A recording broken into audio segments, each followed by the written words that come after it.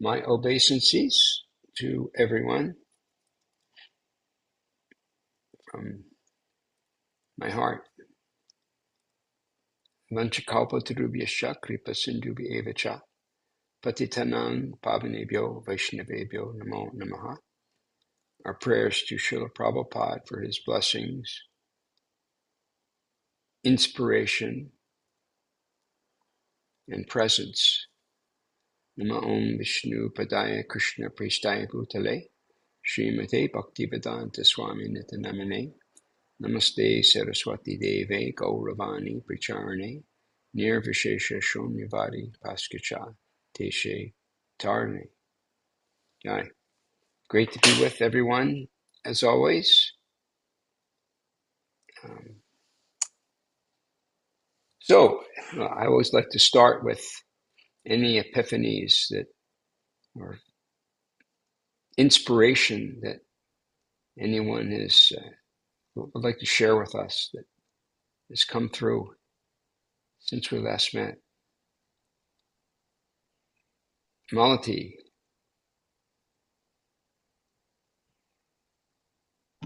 Gurudev, I'm thinking about the glories of prasadam, actually, because I went to, whenever I go to, Richard had appointment yesterday with the neurologist, and now because he has the deep brain stimulation, the leads in the brain, so he's been having a lot of difficulties with that, always getting foot cramps and everything, and then they did the blood work, and his iron absorption is low. So he's getting that. So, but every time I go, I take prasadam for the front desk, for the doctor and the person who is helping him with the abbot's representative. So it was so exciting to see the way they are so happy. They said she came today. She brought noodles. So it was so exciting to see them so happy that and so I was like, wow, I had to do this more. So it was a very nice and then the doctor, she's a nurse practitioner, she said, the next visit you come, let's all have lunch together, so we'll all bring something and we'll have lunch with you and Richard. So I was like, in the office? She said, yes, in the office. My lunchtime is 11:45, so we will have lunch together before we take care of business. I was like, okay. Yeah, I thought it was just so exciting to see them so appreciative, and they, for me, I have a devious mind. I'm thinking I want to give them prasadam, but for them, it's like, oh, she's so kind. She brought us food. You know what I'm saying? So I'm just thinking, am I devious or being bad in that way? I was just thinking devious is not a great word. I wouldn't use the Okay. word devious. Okay, then what would I say? I was resourceful. Oh, okay, all right. I like that word better then. Okay. I felt I was seeing Anybody else them, have what other word would someone else come up with? It's almost like a quiz game now. I thought resourceful. I know you were all thinking. Tirtha Prabhu, what were you thinking? Well, I was thinking, you were saying, they said, oh, she's so kind. Well, and Prabhupada said, the greatest kindness we can show is to share this with others. So it is the greatest kindness. I don't think of it as devious. I kind of relate the word devious with devil or... Oh, I see. Okay. Yeah. But I had an ulterior motive, though. You know what I'm saying? I had an ulterior motive to them. Sure. Yes. And that's beautiful. Yeah. I like what Gurudev said about being resourceful.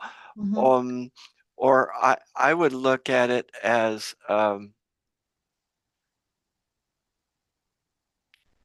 your method of preaching is very adaptable to time, place, and circumstance. Adaptable. Oh, thank you. Making adaptations. Nice. Yeah, because I find when I give books, they are very reluctant. When I put the prasadam with the book, they are very reluctant. We'll take this, but no, I think I don't want the book.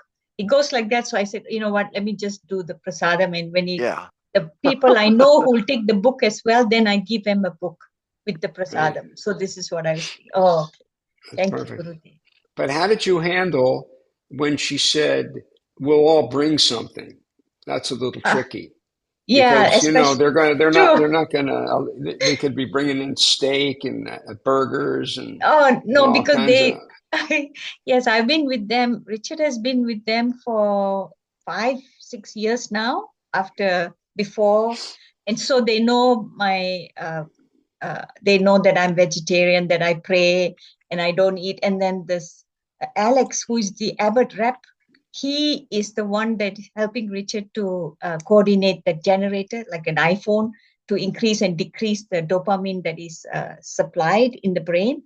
So he said, and he showed me a picture of, I said, oh, this Christmas, Richard got me air fryer. I said, so I'm now making things that I don't have to do all these things. He said, oh, my girlfriend got me this big, huge thing that he cooks steak in, and he showed me the picture. He said, I know you're vegetarian, but I'm just showing you that the thing. I said, okay. And then I saw, and then he said, I'm going to cook you something that you will eat, he told me. So I said, I don't eat this, I don't eat this, I don't, and plus I have to offer my food. I told him. So he said, oh, but I want to bring you something. I said, okay, we'll see what you bring. And then I see if I can, I will, I can offer right away and eat, because I don't want to offend them. I want them to, because people sometimes is like, so sometimes I feel like I'm in the quandary, like, they want to do something for you, and for they feel you give them food, they want to give them, they want to give you back food. So how do I handle that? I don't know. I would just tell So them that I'm a very strict. I'd be very straightforward because this yeah, is also important preaching. You're a vegetarian, yeah, and you really love animals, and you prefer the vegetarian diet, yes. and So I you've think they been might bring fruits, I'm thinking, yeah, because I'm going to bring make the yeah, lentil Mm-hmm. soup and they'll bring exactly, the fruits. Yeah. yeah, So Mm-hmm. that's what. bring. Mm-hmm. Oh, thank you, Gurudev. But Yeah. it's good to tell. I'm proud Mm. when I tell. I mean, not in the negative sense proud, but I'm happy when Yes. I can tell people that I'm vegetarian. It's like an Yeah. opportunity to speak up Yeah. because people are suffering tremendously because of animal slaughter.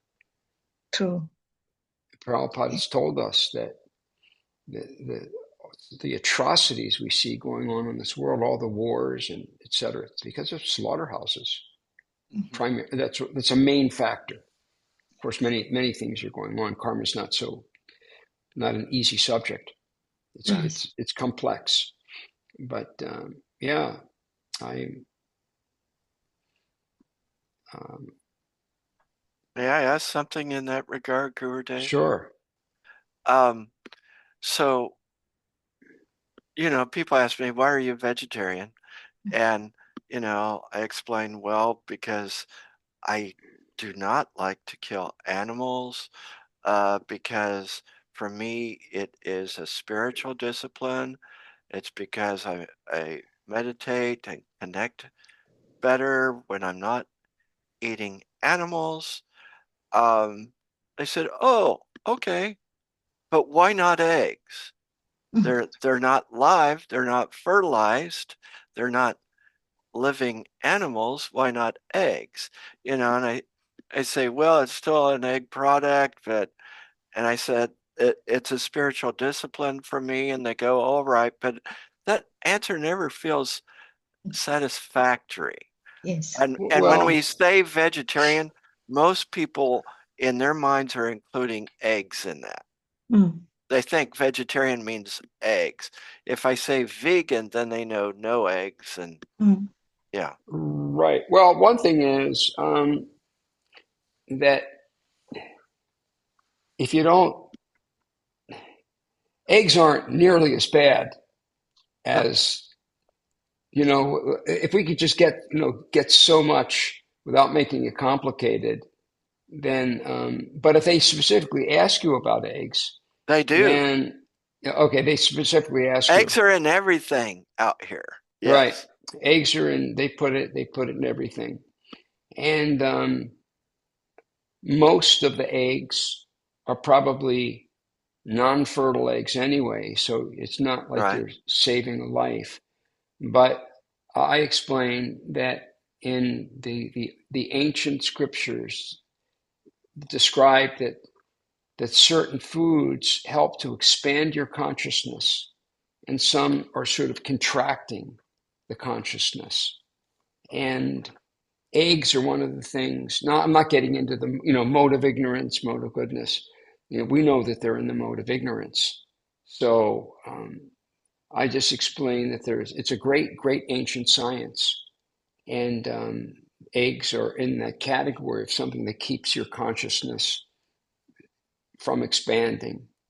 And but I tell them it's certainly not the worst of the evils. It's not, a terrible thing.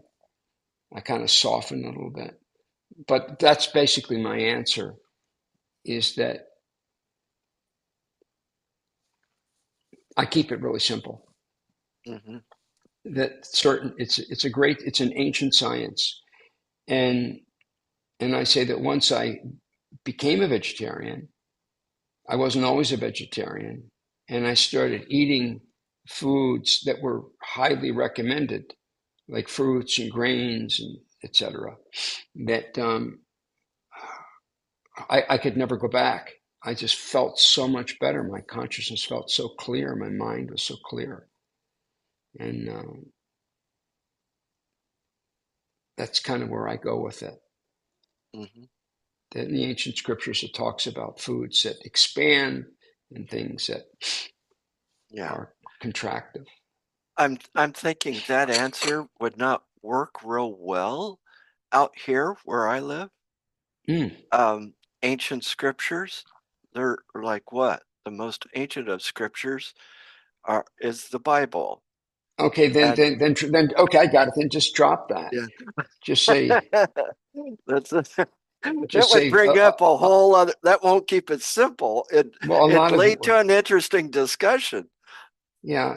Well, I would maybe just tweak it a little bit. That among vegetarians, many find that certain foods are more expansive than certain foods. Just say among vegetarians, certain foods that we find are more expansive, and some things kind of make you a little dull. And so, therefore, I don't eat eggs, but it's not such a terrible thing. Okay, thank you. Yeah, one way to deal with it, I suppose.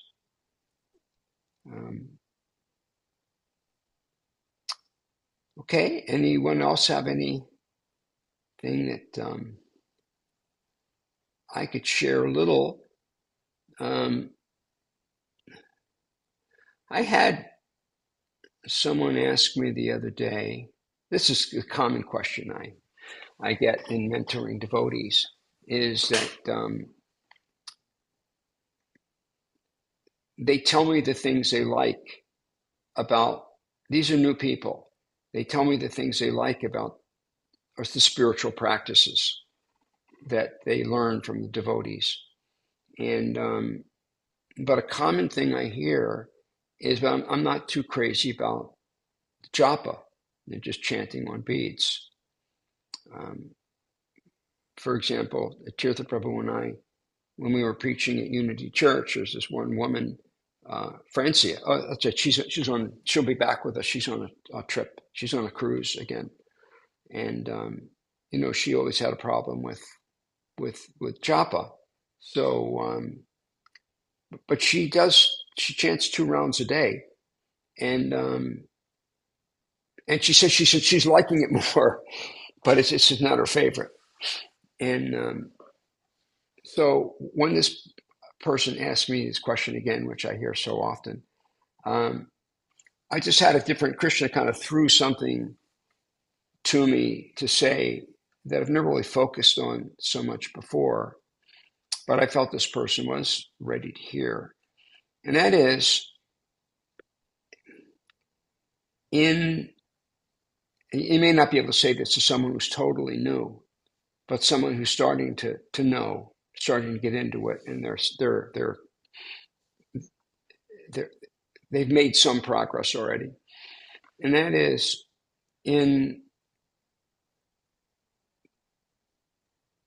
we should, as we advance in spiritual life, more and more we aren't thinking about what I like. We're thinking about what Krishna likes. And that's what's it's the exact opposite in the material world. Everything is what I like, what I like, what I like, what I like. And when we're chanting japa, Krishna knows that we may not like that so much. In fact, Lord Chaitanya said in the Shishatska prayers, Durdaivam Idrisha Mahajanina Nuraga, that even I don't have any taste for the holy name. Of course, he was acting as a teaching us how to advance in this Kali Yuga. He's showing us by example, and he's saying, so when Krishna sees us chanting, and he knows we're not tasting, but we're doing it anyway, it puts a big smile on his face. And that makes us happy. So it isn't what we don't do what we like because we like it. We do what Krishna likes because Krishna likes it. And that's our nature. That's the nature of our soul. My hand is never thinking about what I want to eat tonight. My hand is completely satisfied by putting the food in my mouth. It's not a perfect analogy, but if it tries to eat on its own, enjoy on its own, it will wither up. But when it puts it into the mouth, it becomes, completely satisfied. And that's really where our pleasure comes from. Our pleasure, it's all backwards in the material world. So we want to do things that are pleasing Krishna. And so when I answered that question, somehow it started me really thinking about it more and more. And I'd been feeling ever since, realizing that more. It's become like an epiphany, where when I'm chanting in the morning, I'm just thinking, I'm putting a smile on Krishna's face. I know it. He's so pleased. And it has nothing to do with whether I like it or don't like it. And that makes me like it. Because when Krishna is happy, and that's how we all advance by sharing with others. We deepen our own realizations. Another thing that happened that really affected me, we were having a Bhagavatam class, and this class was being given by this very lovely lady who lives in Mayapur. She's a Bengali, and Malati knows her, or Malati's there for her classes. Savitri, and she's a second generation devotee. She's initiated by my very dear friend Bhakti Charu Swami. But I was really liking her classes, and her, she grew up in Bengal, and clearly she took a very high birth, and I could tell this woman's very elevated. So I took the opportunity at the end, because it was a fitting question that I asked her. She's talking about how we advance in spiritual life. So I said to her, Mother Savitri, I have a question for you. I've been a devotee now for over 50 years, Prabhupada disciple, and I've always been very strict about following the process of sadhana bhakti as Prabhupada had taught us. I chant my rounds every day. In fact, I get up early I've been hearing a lot on Prabhupada's tapes where he's talking about, getting up early to chant, rising early, that austerity, get up early. So I get up real early. I chant all my rounds. I follow the principles very strictly. I follow what Krishna says in the Bhagavad Gita, that there's nothing that pleases him more than sharing this philosophy with others. So I've made that my life, which is what I'm doing, which is what we're doing right here, is I want to share with others, no matter what level they're at, no matter what level of sincerity, even if they're a little, some are even a little crazy. If I can help them, that's what I want to do. I said, but now my life is, I can't live that much longer. I'm, I think I mentioned I'm 77 years old, and time is running out, and I feel like I have so far to go, and I'm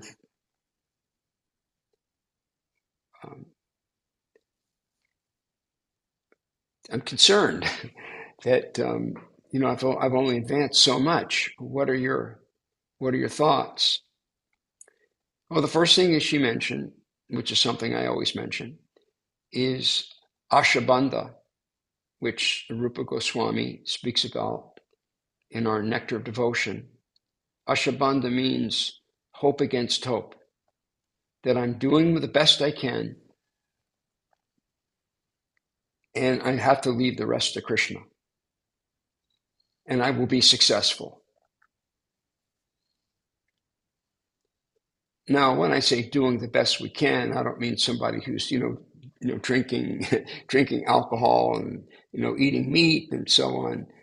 I'm talking about people that they're doing their best to follow at least the minimum, or chanting our rounds, following the principles, and etc. Offering, eating only prasadam. And then she said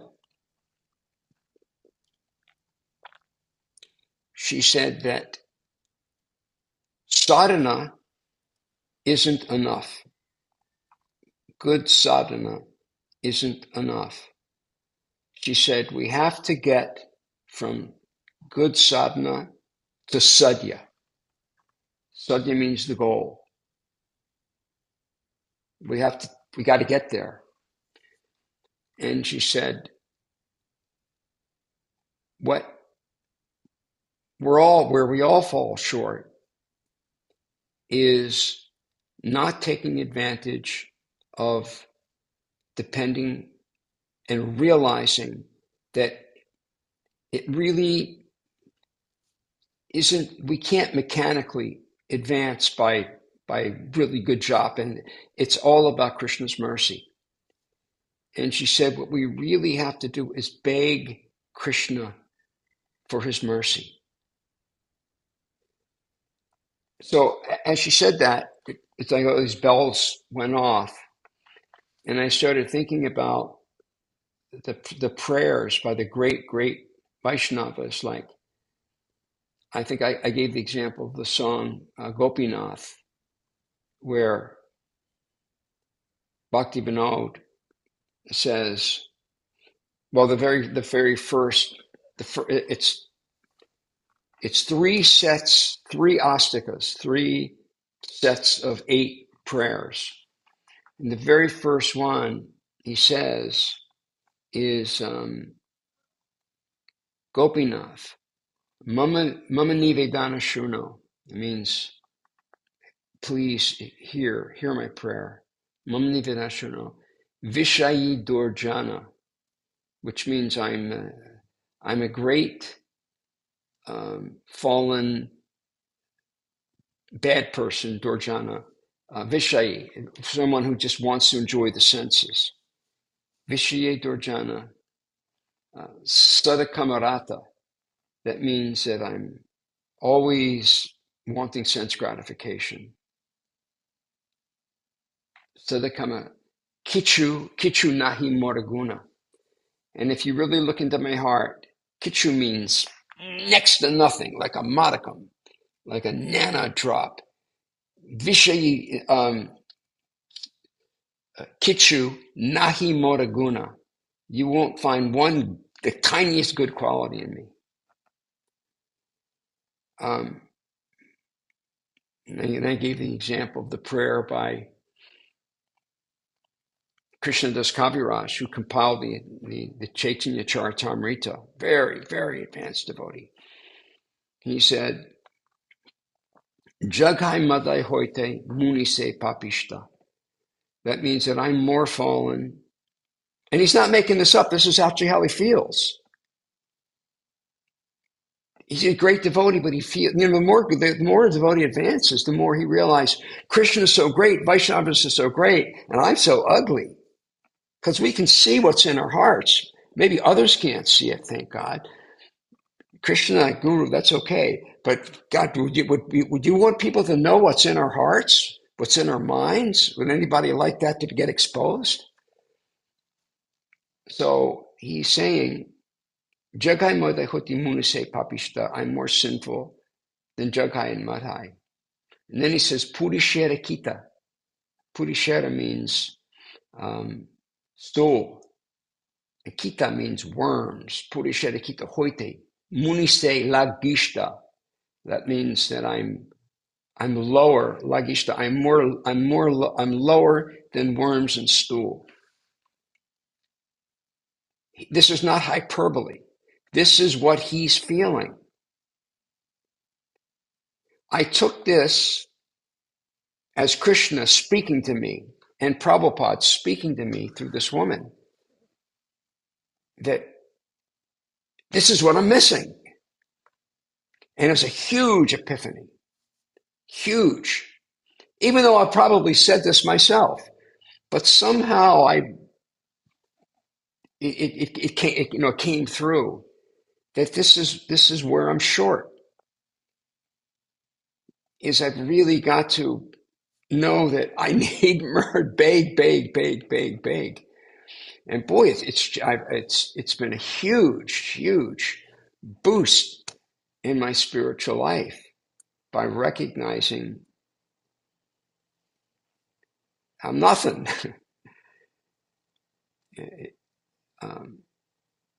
In spite of what I'm externally doing, we just have to pray to Krishna and Guru for their mercy. I think the songs by Bhaktivinoda Thakur, where he says, Gurudev, Kripa Bindu Diya.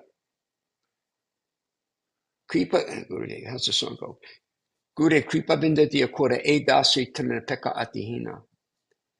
Sakala Sahane, Baladia Kora Nijamani Sprihahina. So he's saying, Gurudev, Kripa Bindu Diya. Give me I just need a drop of mercy. Because Krishna's mercy and Guru's mercy is so potent, you just need a drop. It's so powerful. You just need a drop of a Vaishnava's mercy.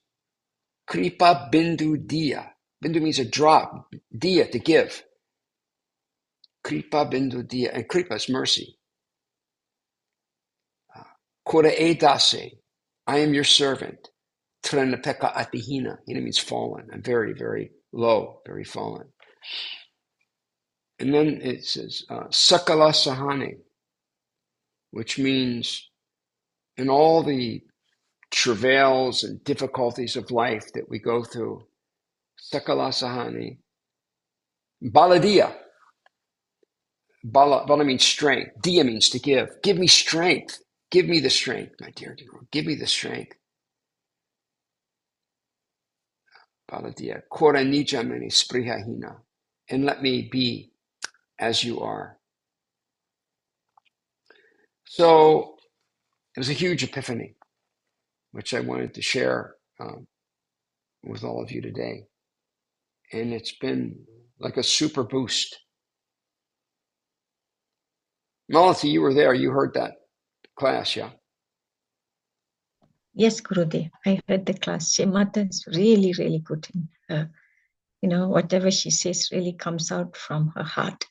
Yeah. And I can relate to that, because when I left the temple due to unforeseen circumstances, and then, being alone, no money, have to live with my sisters who are not practicing Krishna consciousness.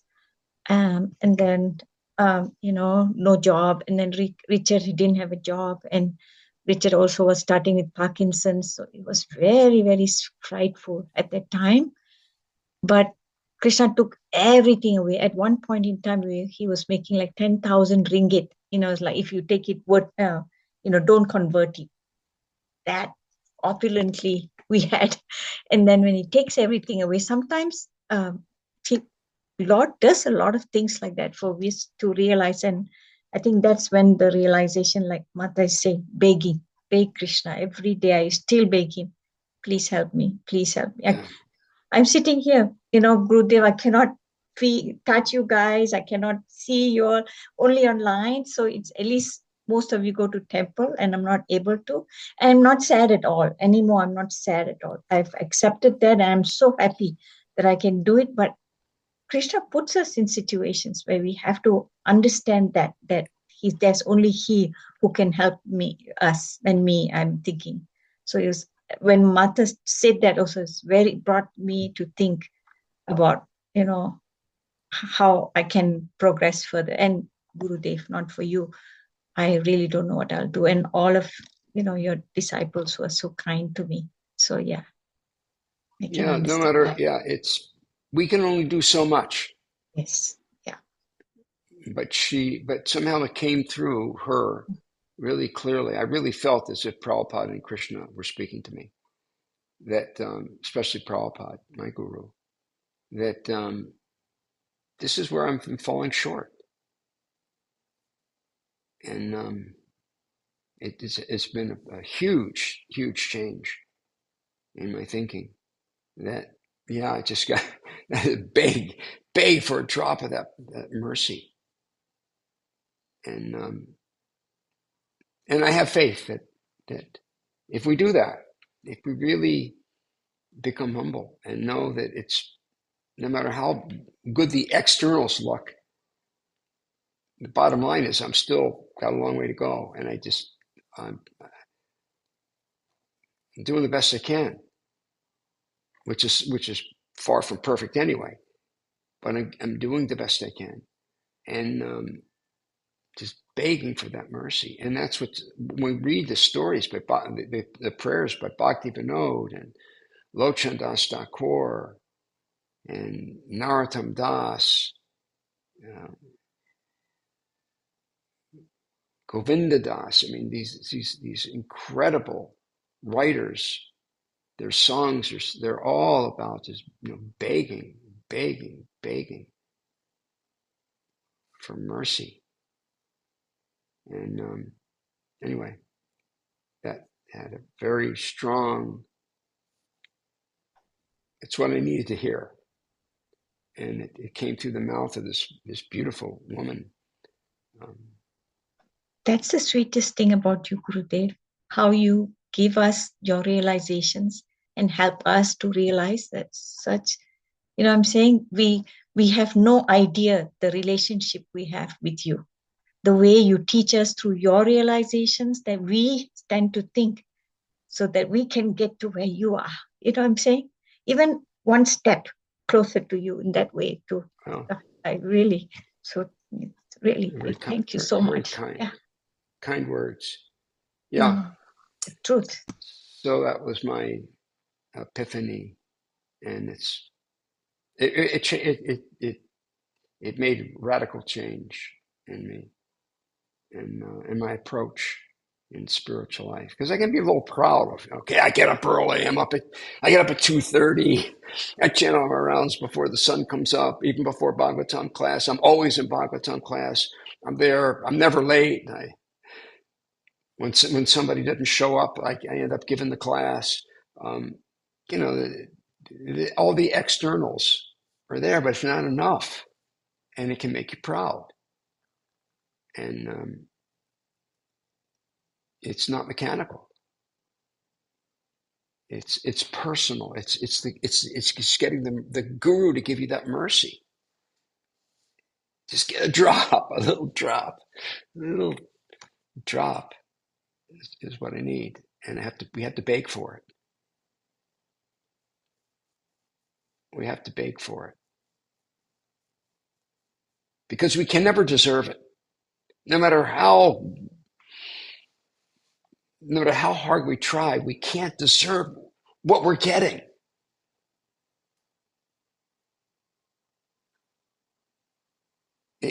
We can never deserve. We can never be good enough to deserve.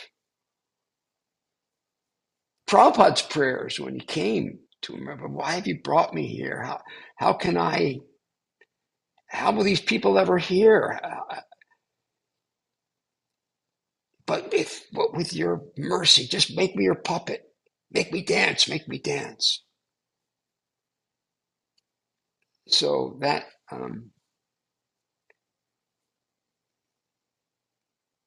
feeling of inadequacy, no matter how hard we're trying,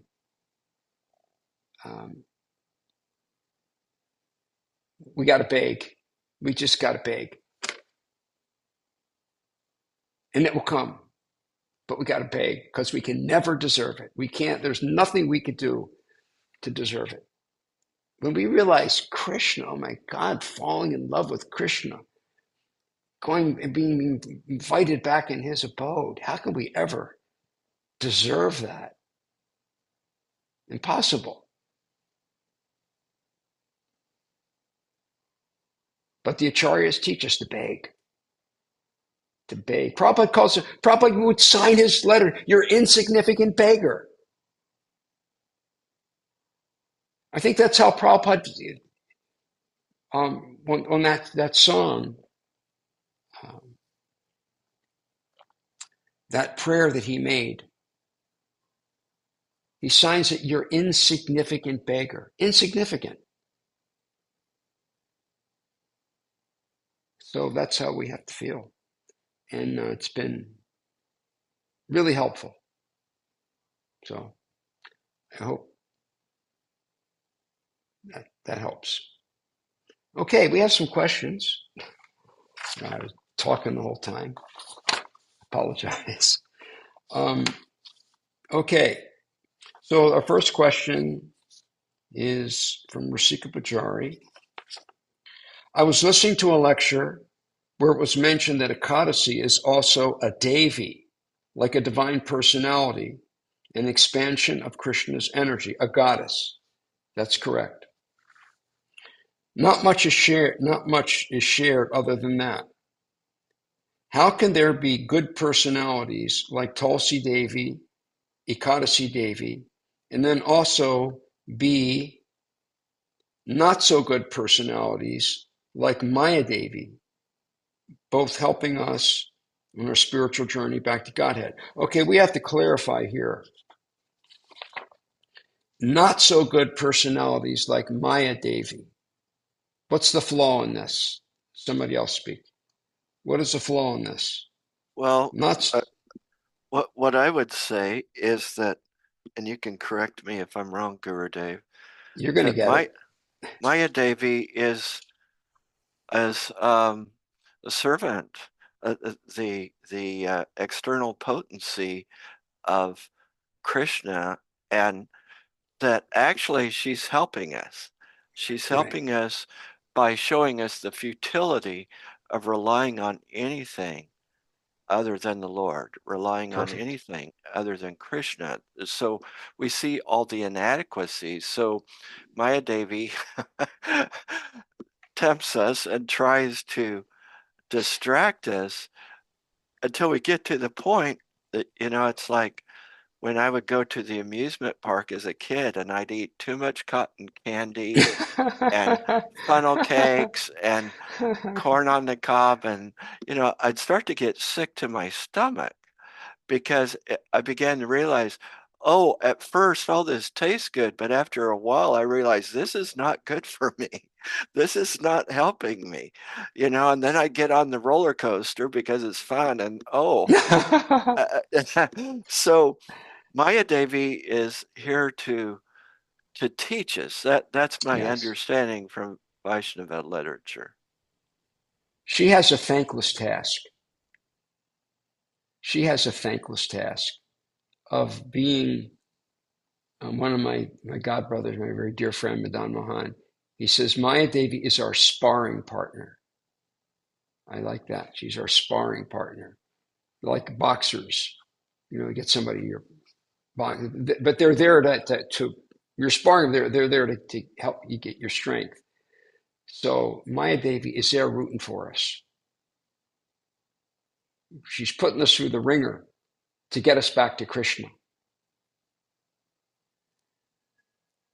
And she'll do the needful. So, and the other thing is she's protecting Krishna. She's keeping the rascals away. She's keeping the rascals away from Krishna. She's keeping us away, but at the same time, she's trying to make us well. Like people, stay in the hospital till you're well, or right, and then you can go out. I remember when I came back from India and I had typhoid fever. And they put me in. First, I didn't even know what I had. Myself and one of my dear friends, we both had like 104 fever. And we went to the hospital and they put us in separate things. And they had, two separate like wards. And they had a whole different team for each of us to try to figure out what we had because they were really concerned. And then when they finally figured out, it was called paratyphoid fever. I'm not quite sure the difference, but anyway, it was paratyphoid fever, and they wouldn't. I was ready to go back to the temple. I was a temple president in Miami, and I wanted to get back to the temple when I was starting to feel a little strong. They know you can't go. You're not ready yet because you're just not ready yet. Then when they're ready, then we can go. So yeah, Maya Devi she's our friend. She's rooting for us.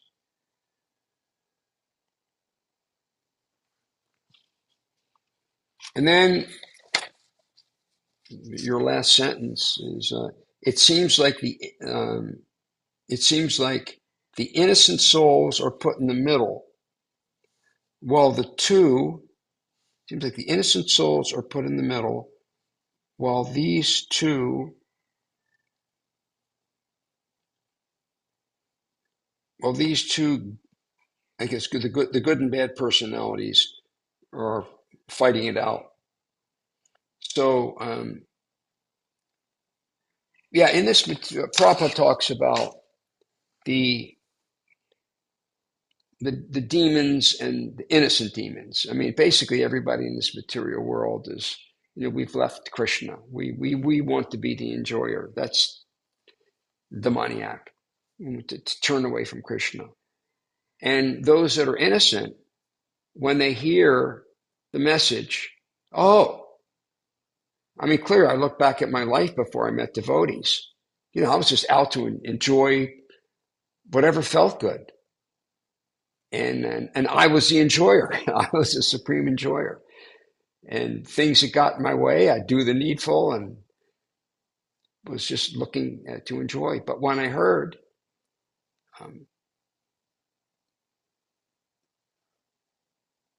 I listened. But others, Prabhupada says, if someone is sleeping, you can't wake up.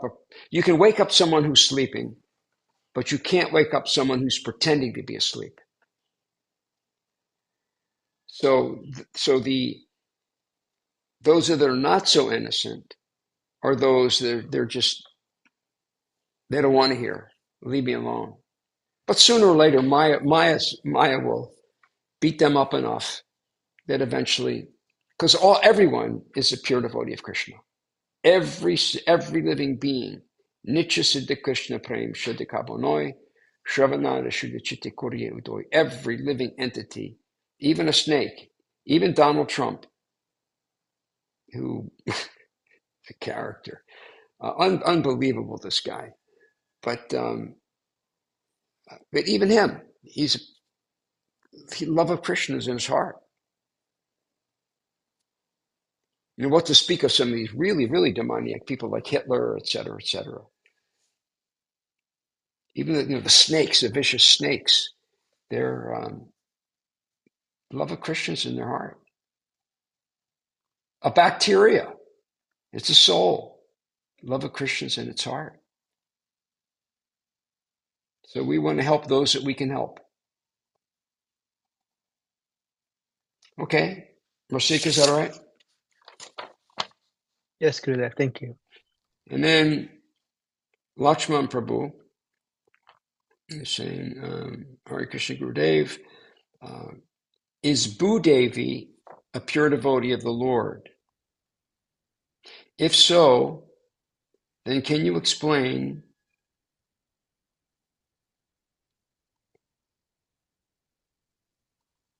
what grows from Bhumi Devi is sometimes offerable and sometimes not?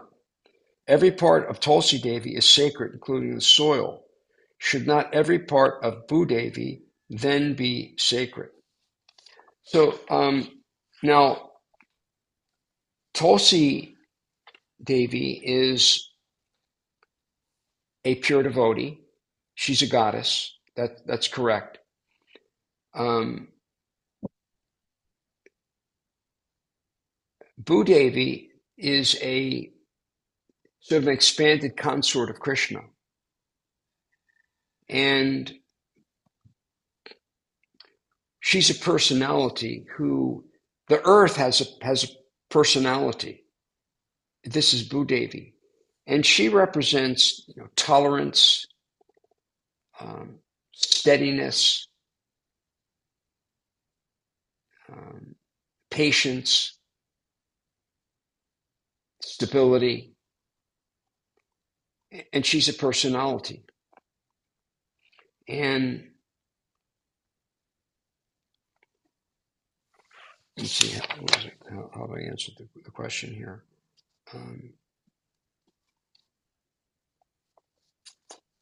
She can even withhold from the earth if she's being exploited.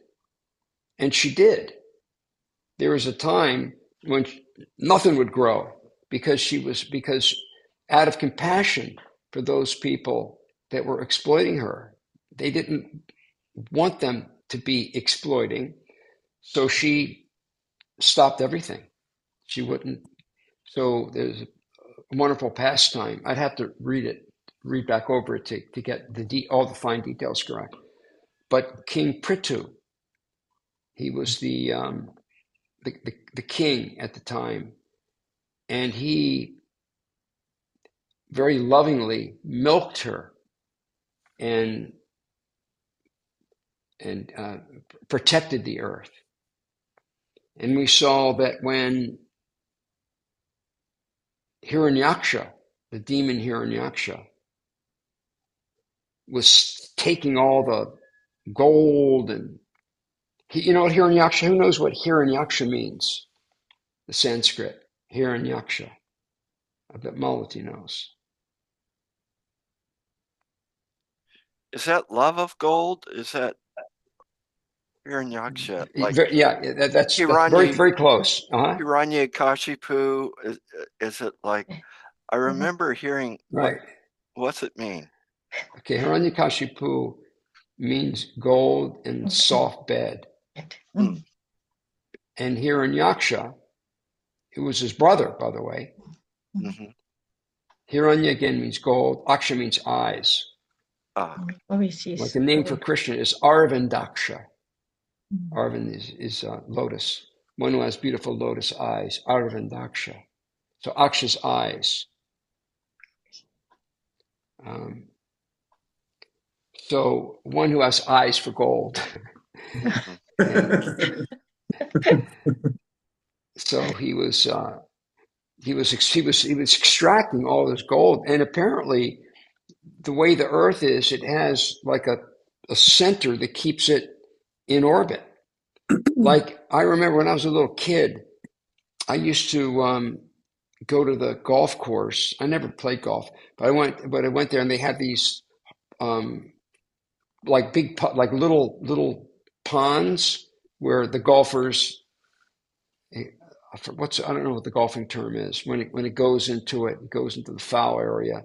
So but there's all these golf balls in there. So when I was a kid, I'd go wade into them and collect all these golf balls and take them home and cut them open. And they had like, it's like a sheet of rubber band. There's like it's like an unlimited rubber. How many people? I see that Achith Prabhu was smiling. Did you ever take one apart and there's all these strings of like a... Yeah, I've seen them when they come apart. It's like, as a kid, it looked to me like it was full of intestines or something. But Right. yeah. But then there was some little thing in the middle, Right, in the very middle, the core, and yes. so that kept it balanced. So when it's going through the air, it kept it in balance. So it's kind of like that. He was taking the gold out that was part of the kept the Earth in orbit, and he took so much it fell out of orbit and it went down into the I guess the Garbhodak Ocean. And so Krishna came. So it was Mother Bhumi. So Krishna came in the form of who? Not Malati. Malati knows for sure. Varaha. Yeah. He came as Varaha, and he dove down and saved her. And now you're saying about can it grow some bad things? Well, I'm going to really speculate here because I don't have much from scripture, but a lot of some of the dangerous plants that grow. Lakshman, you may know something about this, but some of the poisonous plants they're very medicinal. Mm-hmm. If you know the Vedic science, and a lot of things that we would see as poisonous are very, very medicinal, and they're often very bitter, like neem. Anybody ever taste neem? How's it taste? Super bitter. Yeah, very bitter. Yeah. Super bitter. Yeah. But it's very healthy. Yes. And at the same time, there may be some things that are growing that are just kind of mode of ignorance, but it's Kali Yuga, so maybe that's permissible in some degree. Now, we do know that when Indra, we don't have time to tell this whole story, but when Indra killed a demon that was actually a devotee named Vritrasura, how many people have heard the story of Vritrasura, Indra killing Vritrasura? Okay, got it. So you're all a little familiar. So when Indra killed Vritrasura, he was advised by the Brahmins that, hey, you just killed him. He's a demon, but he's a devotee. And there's reactions are going to come from this. So in order to get rid of those reactions, Indra gave them he did it in the form of giving the reactions to women, water, the earth, and trees. So they all got a curse and they all got a benediction. Okay, so let's see if I can remember them now. The curse that the women got was that they have the menstrual cycle, which in Vedic times it was considered, they were like impure. I know that even at our temples, I don't think women are allowed on the altar during their menstrual cycle. Actually, Rasika Bajari may know the most about this because he's a super Bajari. Do they Yes, do they Gurudev. allow our Yeah. women, or is it different? Is it different now, or No, it's the same. It has to be a sunny day. It can't be cloudy or rainy or likely chance of cloudiness, anything. It has to be a sunny day for other Matajis. wait? But I'm talking about the. Yeah, yes, Gurudev. They're not You're, allowed to be on their period. So that's considered okay, a so sunny day. were you just saying that in a nice way? Were you Yes, saying it it? has to be a sunny, yes, it has to be a sunny day for the women. It can be cloudy, Uh, it can be rainy, no chance of rain, no chance of cloud. Has to be a sunny day. so you're saying that this is not literal. This is figurative. That means that that period is over. Yeah. Yes, correct. Okay, all right. I never heard that. That's interesting. I never heard that. It's a nice way of a Prabhu saying it to a Mataji versus directly I asking them see. that. I see. I see. So That's so you would say interesting. something like, Mataji, are you in service? Is it a sunny day? And then they could say, yes, it's a sunny day. And then you allow them on the altar. Or no, Prabhu, it's not a Ah, sunny day. Or I never heard Mataji, it's that. cloudy. Yeah, it's because it's called the Malati, moon have you heard cycle. that? Malati, you've been around a long time. Have you heard that? No, I've not heard that, but I like that. No, I I haven't like heard it. that. Yeah, Yeah, it's a I've not much heard nicer that. way to say it. Yeah, it's very nice. That's why I was laughing. I said, Mm. that's really Okay, nice because so that's the, so they yeah, got that, but the benediction is that they are able to have sex any time, throughout the year, and um, so that they can be moms and for progeny. Um, like pretty much all animals, they can't they cannot have a woman. The females cannot have union until they're exactly in season. They cannot be penetrated, and but that's different. That's the kind of the benediction. Um, then water. I remember this now. Water got the curse that it can make foam, and foam is considered inauspicious. Like you don't. Of course, it said but the Ganges is so pure that people will still bathe in the Ganges, whether there's foam or no foam. But foam is considered inauspicious.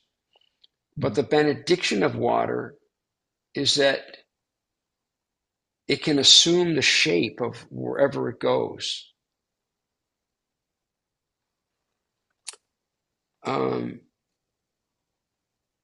The earth got the curse that there would be deserts.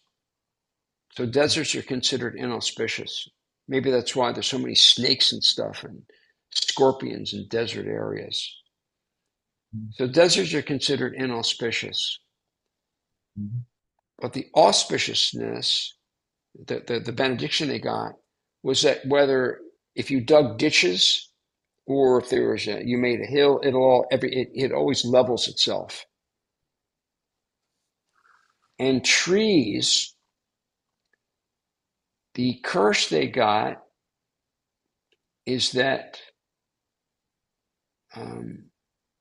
they produce sap, and sap is considered inauspicious. But the benediction they got is that if any of their branches broke, they can grow a new one. Now it's interesting. In Bengal, they make. So I don't have an answer for this. So don't ask me. Don't ask me for the answer. But in Bengal, there's this wonderful drink that they make from the date palms. I don't know if anyone's ever seen where they'll climb the date palm and they'll put scratches in it and so that the sap runs out.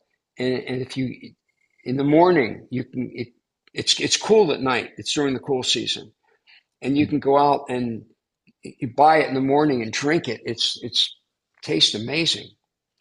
And devotees like to drink the date ras. And then if it's not drank early on, it'll ferment. So they cook it down into gur, which is really good stuff, and that's used all the time in cooking. So I can't tell you there's something that's supposed to be inauspicious, but why? I don't have an answer. And oh my God, we're past our time. So I think we're at the end. That's the best I can do with those questions. And but I want everybody to really go back now and think about what we talked about mercy. That we've really, really, really got to pray. We're always going to be way short of the mark. That's the reality of it. And we can never deserve it. But the acharyas tell us, pray for mercy. Don't ever think we're doing a good job. Because doing a good job isn't enough. We've got to really add that to our sadhana, to our mentality, that I need mercy. And we don't need a lot. Kripa bindu diya.